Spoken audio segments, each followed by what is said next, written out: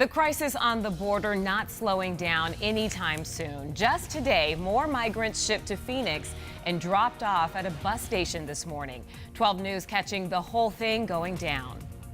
It is something that we have seen in record numbers over the past few weeks. And the Valley is not the only place in Arizona dealing with a sudden surge in people coming in. Things are so bad in Yuma right now that the city's mayor there declaring a state of emergency.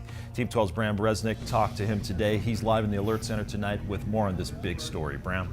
Yeah, Yuma Mayor Douglas Nicholls warned 2 weeks ago that his community would be overwhelmed by migrants. Now the mayor says it's happening. He's calling for help from the feds to handle the crush and send these migrants somewhere else. U.S. Customs and Border Protection started dropping off asylum-seeking migrants in Yuma several weeks ago because it lacked the facilities to hold them. The migrants typically stay in a Yuma Salvation Army shelter about 48 hours before heading somewhere else in the country.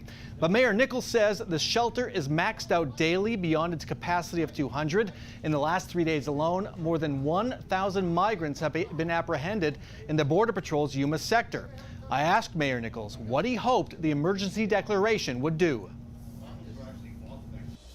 This is best handled from our federal government level.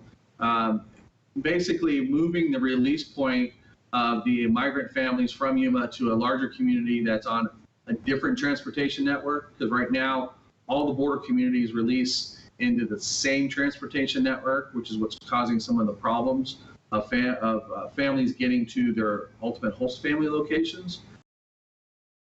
And coming up at 6, we'll hear what Governor Ducey and our U.S. senators are saying about the emergency declaration and what they can do to help. Live in the Alert Center, Bram Resnick, 12 News. All right, Bram, thank you.